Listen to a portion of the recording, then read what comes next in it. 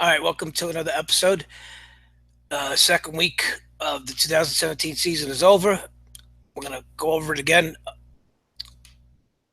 If you've been watching any of my Met videos last year, I bashed the Mets on their offense. I hate their offense. I mean, how could you not? I you know I know a lot of Met fans. They want to be positive and look at the bright spots, and we'll do that. There's some bright spots. If you look at the title, it's not all bad. It's the good, the bad, and the ugly.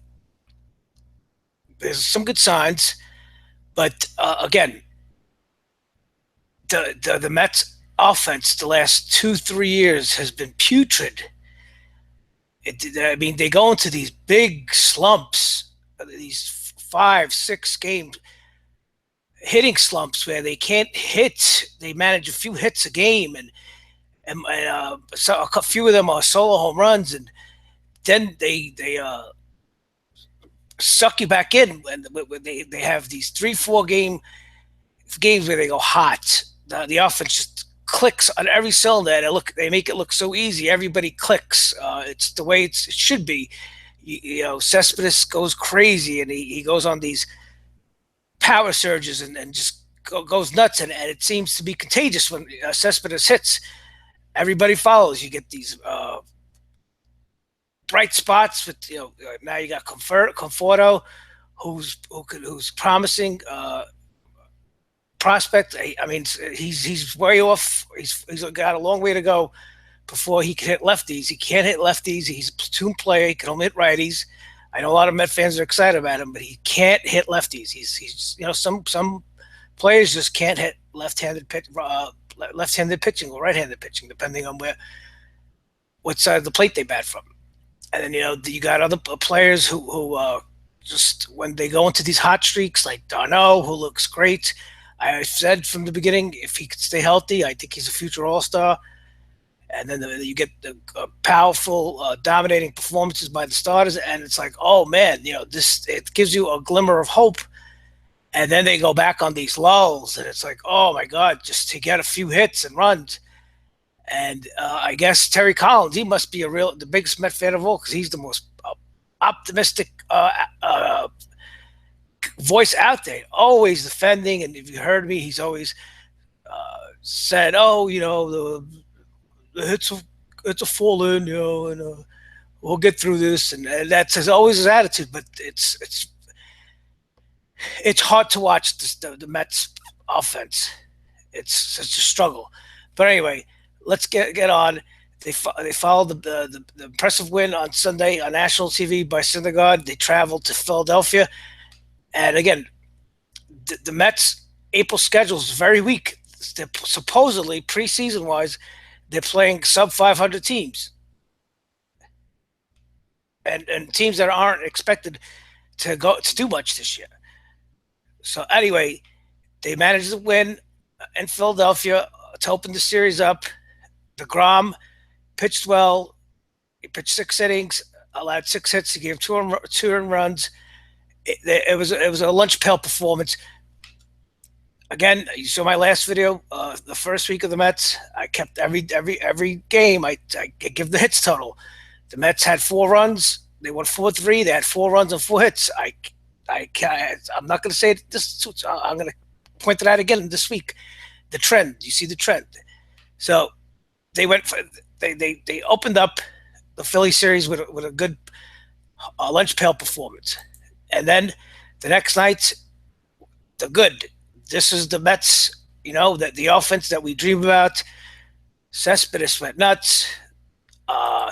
He had 3 homers. Impressive. Everybody's hits. I mean, everybody just hit. Cabrera 4 for 6. Cespedes 4 for 6. Duda 4 for 6. Darno 3 for 4. He had a home run, as I talked about. They went 14-4, 20 hits. See what I mean? They make it look so easy, and they pull you in, and Met fans start thinking that this is the real Mets. I don't know. Is it? Harvey again? Every start, we're gonna watch him with a microscope, as we should. I said it in the beginning. He's don't expect him to go too many innings at all this season. He'll probably have less than 200 innings. He pitched five and two thirds under 100. He's not going to go over 100 pitches that much, if any, this year. Maybe later on in August and July when the weather warms up. He gave up 5 hits, 2 runs. The most important thing to look for Harvey is his velocity and his control. He struck out six and walked one. Good thing so far. He needs to build up his strength, get his mechanics, keep his mechanics tight, and get his confidence back. So this is the Mets offense went crazy, but again, I don't want to say. But remember, let's not get too happy. This is the Phillies, okay? So the next night, again, they swept five. They won 5-4. They swept the series. They had four in a row. Great. A bright spot with this game was Zach Wheeler. You remember last week he had his first start in 2 years. He got roughed up a little bit. Again, went five and two thirds. Gave up 3 runs, 4 hits, 4 strikeouts and a walk. Not bad, not bad. Again, it's only the Phillies, but he is pitching off the major league mound against major league hitters. Again, just like Harvey, he needs to build his strength, his confidence. Don't expect too many innings from him this year. He'll probably pitch around 170 innings. Might make 30 starts. So we can't expect them to hit go crazy every game. They had 5 runs and 6 hits. Okay, they won the series. Some positives. If you were a Met fan, you're like they're 6-3. They just won 4 in a row, and you got to you had a lot to be excited about. So then they traveled to Miami for a 4-game set, and wow, this was probably one of the best games. This was the best game of the year, most exciting. Uh, they went 16. The Mets tied it up in the eighth, and all the way up to the 16th. Uh, Darno led off the 16th with a home run. They held on. This is a back and forth game. Miami, had their number last week, so it was good for the Mets to get one back, to come back. This is a good game. And again, if you're a Met fan, you had to be happy. Now they won 5 in a row, 7-3, and things looked really good, very promising. The offense, showing some signs of life. Gieselman pitched this game. He got rocked. I don't expect him to last in the rotation that much longer. There's a lot of talk. They're looking for a pitcher to get in a trade. They need a guy who's going to eat up a lot of innings. That's what they need. They need a veteran pitcher who's going to go out there and pitch 220 innings, and who's going to keep them in the game. That's what they need, because all their pitchers are coming off surgeries, and they got tender arms, so they need a good solid starter out there who's going to eat up a lot of innings, because the bullpen is not going to hold up. Basically, you have outside of maybe Syndergaard, all the Mets starters can only go 6 innings, 7 innings tops.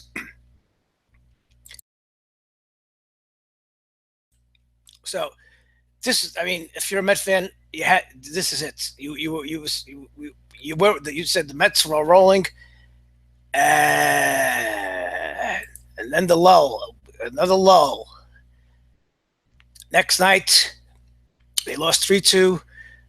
Another lifeless offensive night by the Mets. That you see, they reverted back to last week, where they couldn't hit.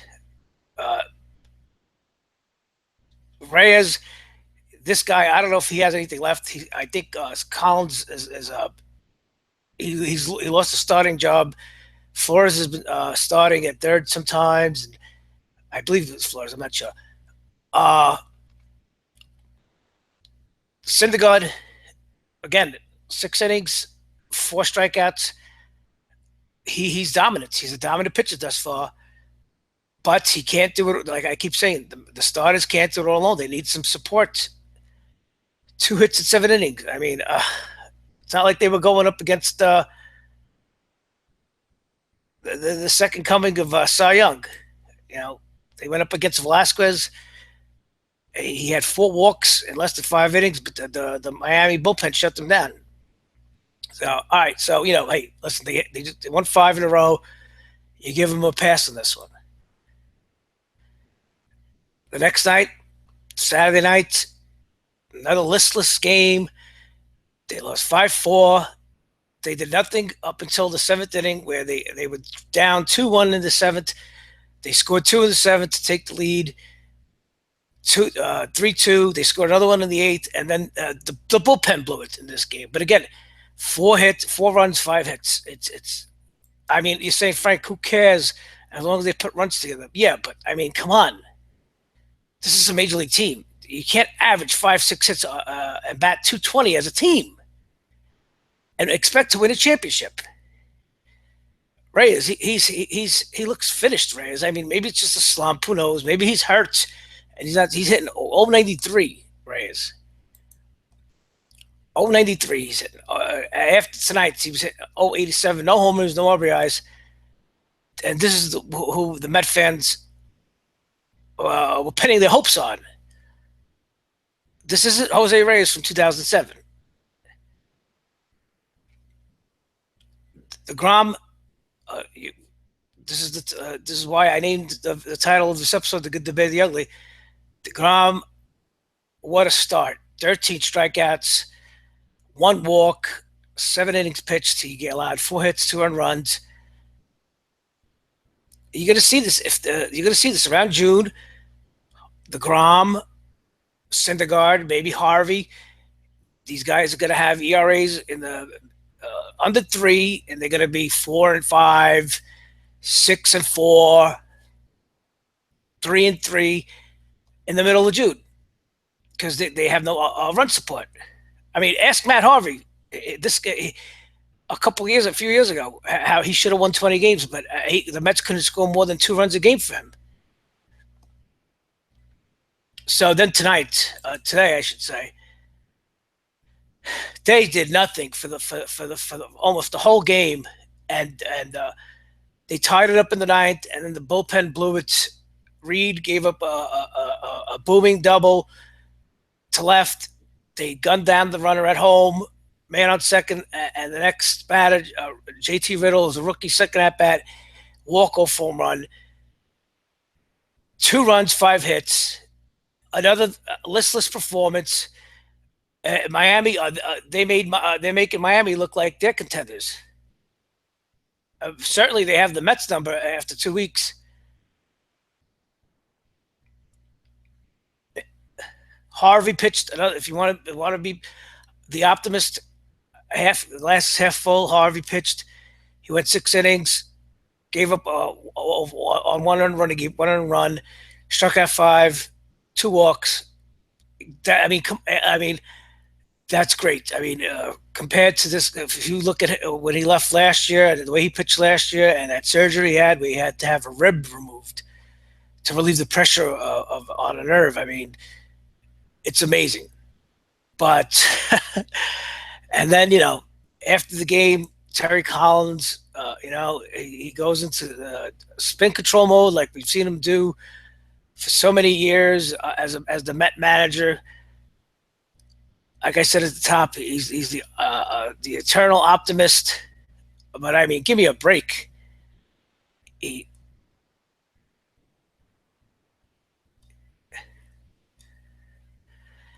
He says, we weren't hitting. We didn't hit, but we got big hits late when we needed to. Oh, well, you know what? That's great. That's great, Terry. Fuck that. I'm tired of this. I'm tired of this. We weren't hitting, but we got hits late. The team averages 5 hits a game. So I guess it's not. He doesn't care about quantity. He just cares about quality, right?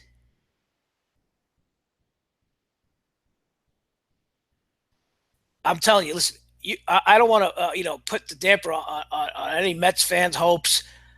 I make these for Met fans and viewers and subscribers to my channel. If you like my coverage, this is garbage.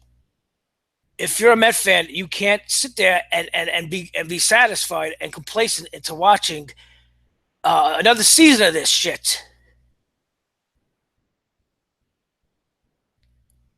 We didn't hit, but we hit late. What does that mean? Oh, was that their master plan, their game plan?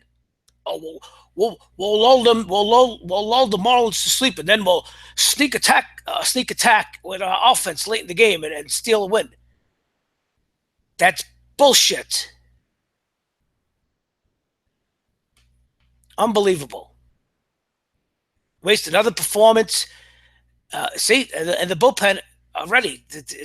I mean, I'm not. Maybe it doesn't correlate to the Mets starters that they can't go past six. It's going to correlate later on. I mean, this team. I keep saying they're 7-6. They're a 500 team. This is April. Go check their schedule. They playing nobody in April. They need to fatten up on these teams. And how could you say fatten up on the Marlins? The Marlins have their number. I don't know. Listen, they're 7-6. This is just going to be a continued pattern. I don't see anything changing. The thing with the Mets is they could have those offensive explosions against anybody, not just bad teams. They could go up and have these explosions against the upper echelon teams in baseball. But the same token, they could go into those lulls and slumps and look putrid even against the weak last place teams. I guess that's going to do it for now. I hope you like. If you're not subscribed, subscribe. We'll see. I'll make another Met video for next week. Hopefully, they find their offense. I mean, it's frustrating. I'm out. Thank you.